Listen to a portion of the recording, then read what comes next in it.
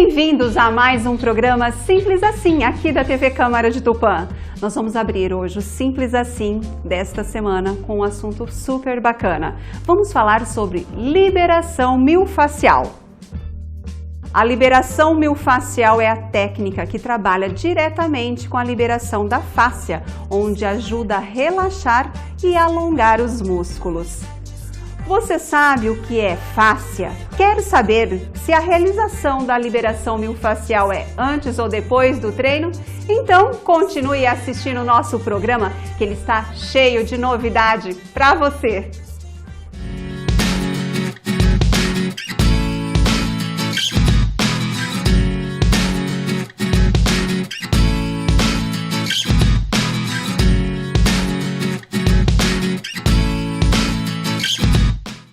Seja de que nível for, qualquer atleta, amador ou profissional, já sentiu dores ou algum desconforto muscular após o treino. O que nem todos sabem é que estas tensões musculares podem ser sensivelmente amenizadas através da liberação miofascial. Mas para que você entenda melhor o que é isto, é preciso primeiro entender o que é a fáscia. E nada melhor para perguntar para quem sabe, e sabe muito a respeito. Hoje nós estamos com um convidado super especial, que é o Marcos Oliveira Santos, mais conhecido em Tupã e região como o professor Marquinhos. Marquinhos, muito prazer em tê-lo novamente no nosso estúdio. E tem um certo comentário muito grande sobre o que é a liberação miofascial. E é importante que a gente entenda primeiro o que é a fáscia. Bom dia a todos, os ouvintes, né? A vocês por mais uma oportunidade de estar aqui no programa. Agradecer também as meninas que vieram hoje, as Priscilas, né? As Priscilas. Para nos ajudar, né? Nos auxiliar. A fáscia, na realidade, ela é um tecido conjuntivo que ela recobre os músculos, né? E a fáscia, ela não tem a mesma elasticidade que um músculo tem, isso que é importante salientar. E nem todos os músculos, ele tem a mesma densidade da fáscia. Então eu vou ter músculos que têm uma fáscia com uma densidade menor e outros com uma densidade maior. E isso acaba trazendo até literaturas hoje que estão falando que os músculos às vezes não conseguem uma hipertrofia mais avançada, dependendo da fáscia, o tipo de fáscia que o indivíduo tem. Eles até comparam, por exemplo, você pegar uma bola que você enche ela de ar, a partir do momento que o couro ele estiver no seu limite, a quantidade de ar não entra mais dentro, né? Certo. E o nosso músculo, na realidade, seria o ar, né? E a fáscia seria o couro da bola. Certo. Ou seja, então tem literaturas já dizendo que até a nível de hipertrofia, dependendo do tipo de fáscia do indivíduo, pode limitar a hipertrofia muscular. Engraçado, né, Marquinhos? Porque a gente ouve falar muito sobre os órgãos, sobre os ossos, os órgãos internos, as células, mas eu quase nunca ouvi alguém falar, principalmente nos treinos, sobre a fáscia. A fáscia, na realidade, décadas passadas, o indivíduo ele só realizava alongamentos tradicionais. Exatamente. Do ventre muscular. E na última década para cá, está dando muita ênfase na fáscia muscular. É um tecido vascularizado, ele que impede aí um atrito entre um músculo e outro, né? Então ele é muito importante e antes não se dava essa evidência. E antigamente, por exemplo, você notava que se tratava às vezes no mundo fisioterapêutico um atleta e de repente ele voltava com a mesma lesão, então você de repente estava trabalhando a parte do ventre muscular e essa parte da fáscia continua ali retraída, né? Então ela impede o avanço do músculo, né? Então, existe uma recuperação da fáscia? Existe uma recuperação.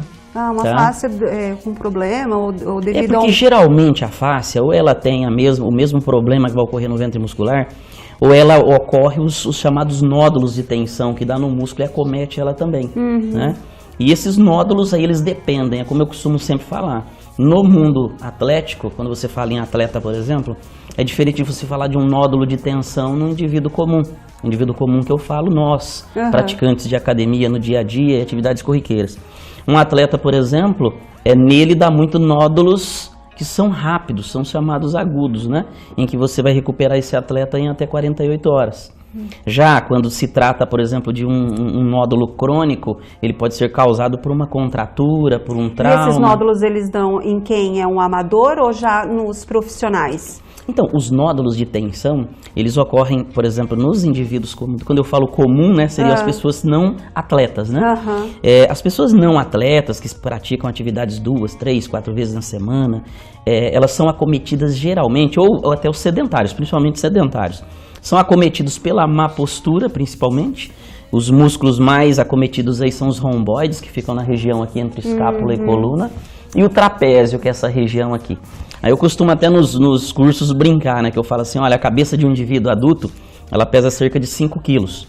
A gravidade, ela sempre fica te jogando para frente, né? Ou seja, já é difícil manter essa cabeça no alto da pirâmide, que é a coluna. E se você não tiver uma boa postura no dia a dia, geralmente o indivíduo, quando está em situações de estresse, ele nunca está com a cabeça em extensão, né? Sempre em queda, em flexão. Isso acaba tensionando os músculos. E geralmente quando você tensiona um músculo dessa forma por má postura, começa a faltar oxigênio em determinada parte do tecido. E faltou oxigênio nesse determinado tecido, o músculo ele acaba causando uma contração involuntária no local. E começa a formar nódulos de tensão. E esses nódulos têm que ser por um profissional habilitado, né? Tentando aí com algumas técnicas retirar esse nódulo. Certo. Esses nódulos aí, geralmente você consegue ter um bom resultado em até 48 horas. Ou às vezes é até imediato. Agora, quando são nódulos causados por traumas no mundo esportivo, por exemplo, demoram às vezes até semanas para se recuperar. Bom, e agora vamos saber, né? O que é a tal liberação miofascial? Que nome bonito. Na realidade, quando se fala em liberação, tem que tomar muito cuidado também com o quê? Quanto maior for o percentual de gordura do indivíduo, menor a chance que eu atinja esse tecido. Então, o profissional ele tem que estar atento a isso. Ele tem que ter várias ferramentas em mãos e vários recursos. Porque às vezes ele vai se deparar com um indivíduo que tem um percentual de gordura muito grande. E você tem pele, gordura, depois fáscia, músculo. Então, quanto maior for o percentual de gordura, menor a chance que eu atinja de forma eficaz essa fáscia, né? E, na realidade, a mobilização seria você, com uma determinada pressão, e mãos ou algumas ferramentas, você conseguir passar por pele, gordura e atingir essa fáscia tentando o quê? Deslizar ela, mobilizar ela, descolar um pouco da parte muscular, do ventre muscular, né? E no mundo, na parte, antigamente não se fazia isso, só pensávamos no alongamento e mobilização do ventre muscular. E hoje tem como você mobilizar, né? E ela é vascularizada, ela tem uma movimentação, mesmo ela não tendo a mesma elasticidade do músculo, mas ela se movimenta. E o alívio? É imediato? O alívio com certeza. E assim, como nós falamos, na parte muscular, todas as vezes que você tem um nódulo de tensão, falta oxigênio naquele local. Esse é o ponto de gatilho? O ponto gatilho, que a gente ou nódulo de tensão. Ponto de tensão, ponto de gatilho. Isso. É aquele pontinho onde você está na massagem, a pessoa fala assim, ai, é aí. Exatamente. Você vai palpando o ventre muscular até que você encontra um nódulo no local, que é o ponto onde ele refere dor e você, na palpação, você nota, você consegue sentir esse ponto gatilho. E para a retirada dele, existem várias manobras ou até ferramentas. De forma simples, para quem não tem, por exemplo, nada em mãos, nenhuma ferramenta, uma simples bolinha dessa daqui, você consegue vascularizar o tecido. Então hoje até em academias, as pessoas utilizam muito essas bolinhas na região de trapézio, de romboides, apertando o local onde o indivíduo está com esse nódulo, tá? Por quê? A literatura traz o quê? Que nesse nódulo está faltando oxigênio e circulação, nutrientes. Então, ao apertar o nódulo, você consegue mobilizar para esse local oxigênio e nutriente por vias profundas. Então, o simples apertar com uma bolinha, às vezes quando é no mundo, por exemplo, dos atletas, nós utilizamos muito mão, região tenar e hipotenar, ou até mesmo cotovelo, tá? Então hoje é até interessante, eu falo sempre nos cursos assim, por incrível que pareça, não é característico só para homens essas manobras. Hoje tem muitas mulheres... Exige força? Não, é técnica. O fisioterapeuta tem que ter por isso que durante os cursos nós colocamos pro indivíduo que às vezes é o seu tronco que pesa sobre. Então às vezes você não tem que ter força de braço. Então tem os posicionamentos corretos para que você também não tenha um dispêndio de energia, né, a sua perda de energia, tá? Entendi. Então assim, um simples apertar, você faz com que ocorra o quê? Vascularização profunda, que chegue oxigênio por via profunda. Então esse oxigênio, esse tecido, ele não precisa de mais nada do que de oxigênio. tá? E aí vem várias outras ferramentas, né? Hoje a gente você pode ver. hoje você pode utilizar, por exemplo, a ventosa, tá? A ventosa hoje existe bastante no mundo estético. Verdade. Como nós utilizamos bastante no mundo dos atletas, né? Ou das pessoas não praticantes de atividade de forma atlética, né?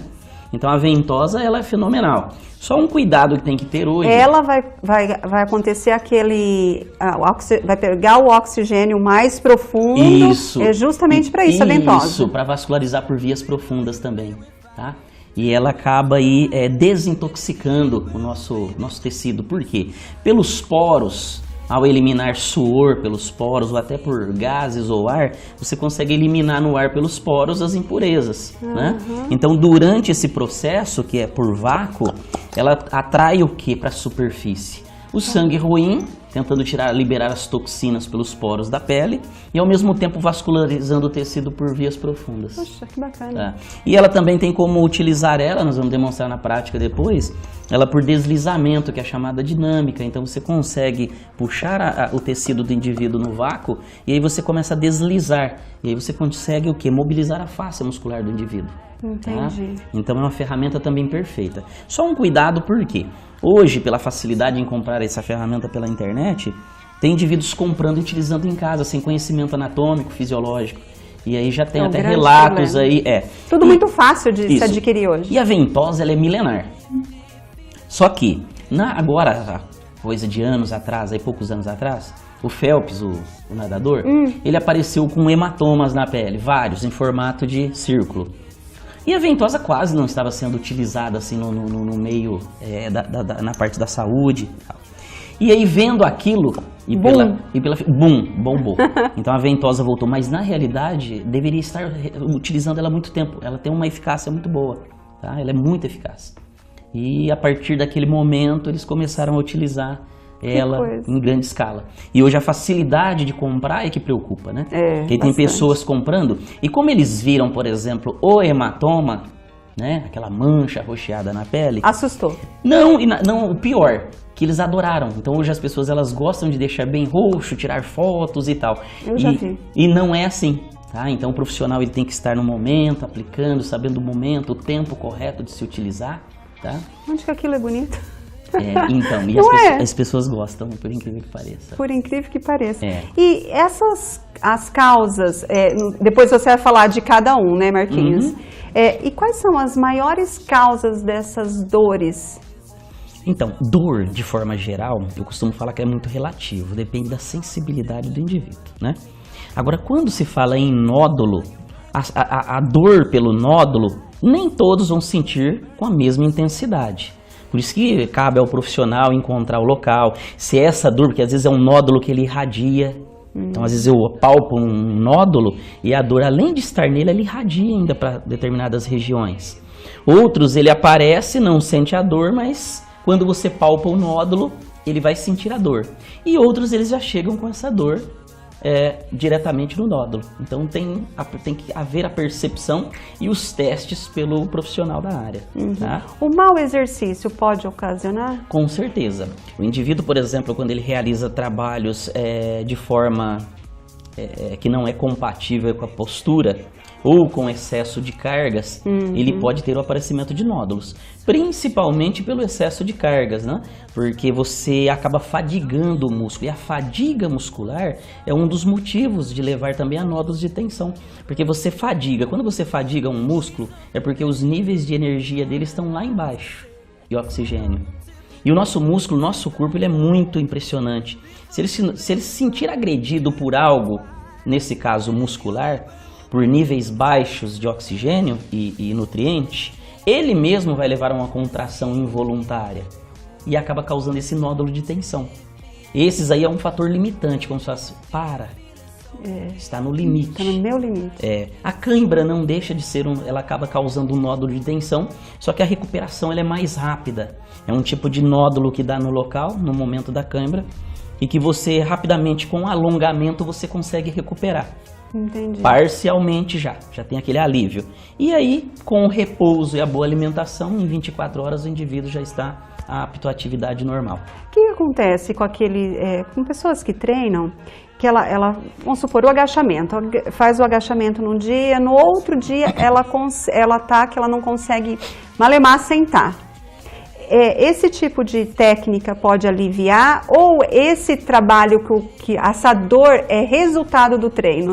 É que assim, a dor pós-treino, a dor pós-treino, a imediata, ela está muito relacionada com o aumento do chamado ácido lático. Então, a partir do momento que você realiza trabalhos de intensidade, velocidade ou cargas, ocorre o aumento de um elemento que chama-se ácido lático nos músculos e sangue do indivíduo. E o ácido lático ele começa desde limitação do movimento, fadiga muscular, ele pode te levar a dor de cabeça, isso é uma sequência, te mostrando, olha, calma, para. Aí ele pode te levar a uma dor de cabeça, ânsia de vômito, pode levar ao vômito e pode te levar até o desmaio se persistir naquela atividade. Então ele é tóxico para o organismo quando está em níveis elevados, né? Então após a atividade ocorre muita dor muscular pelo ácido lático. Agora, a dor do dia seguinte, quando nós realizamos atividades de intensidade, velocidade ou cargas, você cria microlesões em ossos, tendões, ligamentos, músculos. Só que essas microlesões, o indivíduo se recupera geralmente até em 48 horas, ele vai se recuperar com um trabalho fisioterapêutico, o preparador físico também trabalhando junto, né, com ele. Então, essa dor, ela é criada do outro dia, ela é pelas microlesões. A dor pós-treino pelo excesso de ácido lático, fadiga muscular. Agora a dor do dia seguinte é relacionada já às microlesões. Entendi. Então, e um dado importante, a pessoa que ela não quer ter essa dor causada pós-treino por ácido lático, importante após trabalhos, por exemplo, de musculação ou velocidade, que ela realize, por exemplo, na esteira ou até no solo, uma caminhada leve ou um trotezinho leve de 15 a 20 minutos após. Porque existe um ciclo que chama-se ciclo de Cori, que é a utilização do ácido lático como fonte de energia. E aí legal. O indivíduo, durante esses 15, 20 minutos de trote ou caminhada, o organismo começa a utilizar o ácido lático. E aí começa a liberar ele do nosso organismo mais rapidamente. Que dica legal! E outro dado importante também, não se deve dar atividades de velocidade ou cargas elevadas para crianças até 11, 12 anos. Hoje? Porque o ácido lático no organismo dele demora às vezes 2 a 3 vezes o tempo que um adulto leva para recuperar. Então ele sofre mais com isso.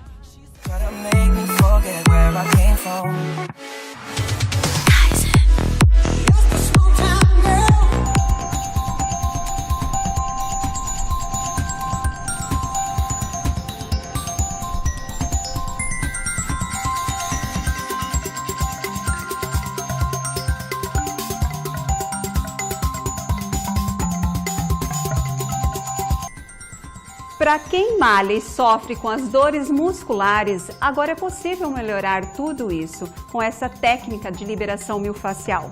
Nós vamos entender um pouco mais sobre o assunto no próximo bloco. Eu volto rapidinho, não saia daí!